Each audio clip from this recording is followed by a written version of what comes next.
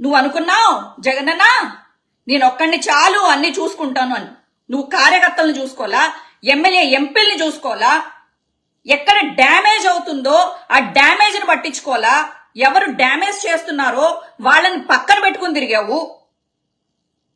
ఏ రోజు నువ్వు చేసిన అభివృద్ధిని ఐటీడీపీ లాగా ఏ రోజు ప్రచారం చేయలే.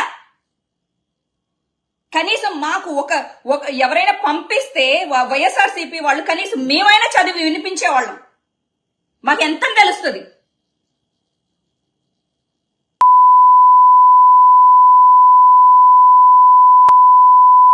మొత్తం టీడీపీ వాళ్ళందరికీ నేను వైఎస్ఆర్సీపీ కార్యకర్తను కాకపోయినా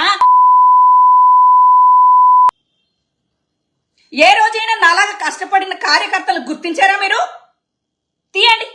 నేనేదో కాళికాదేవికి ఆ దుర్గాదేవికి భక్తురాల్ని కాబట్టి ధైర్యంగా బతుకుతున్నాను కానీ వీళ్ళు చేసిన ట్రోలింగ్కి వేరే ఏముండన్న సత్యాది పాటికి.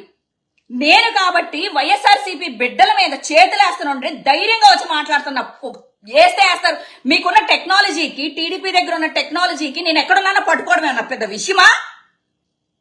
నేను ఇండియాలోనే కదా ఉన్నాను. నన్ను పట్టుకుంటారు. ఈ రోజు కాకపోతే రేపు పట్టుకుని నా లోపలేస్తారు. మీదేం పోయింది? వైఎస్ఆర్సీపీ పిల్ల కాదని చెప్పేసి చేతులు ఎత్తేస్తారు మీరు. ఏ రోజు వైఎస్ఆర్సీపీ పిల్లనని చెప్పుకున్నారా మీరు?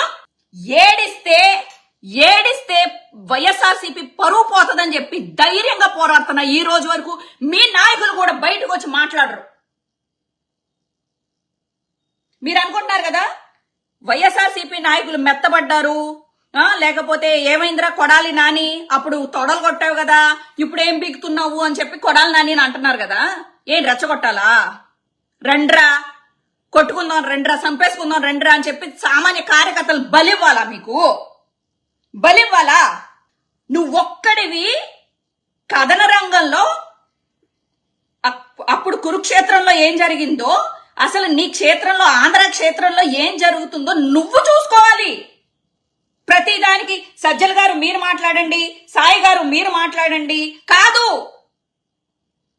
వాళ్ళు కార్యకర్తలను తయారు చేసేశారు వాళ్ళకి కవచంలాగా. ఎవ్వడి మీద ఇప్పుడు వాళ్ళ చేతిలో చట్టాన్ని తీసేసుకున్నారు. వాళ్ళున్నంతసేపు వాళ్ళ ఉగ్రవాదులు కాపాడతారు. మిమ్మల్ని నమ్ముకున్న కార్యకర్తల్ని కొడుతుంటే ఏం చేస్తారు మీరు? ఏం చేయగలుగుతారు? ఇంకొకటి, వైఎస్ఆర్సీపీ ఉన్నప్పుడు ఎవరినో పెట్రోల్ పోసి తగలబెట్టారు అని చెప్పేసి అంటున్నారు కదరా టీడీపీ వాళ్ళు. మీరు మనం మాట్లాడుకుందాం. ఇంత దాకా వచ్చిన తర్వాత మా వాళ్ళ మీద చేతులు వేసిన తర్వాత మనం మాట్లాడుకోవాలి, ఓపెన్ గానే మాట్లాడుకోవాలి. మిమ్మల్ని మీరు ఏదో 4-5 చూపించి ఏదో మాట్లాడుతున్నారు. ఎవరినో పెట్రోల్ పోసి తగలేశారంట, ఏదో 4-5 హత్యలు జరిగినాయి అంట.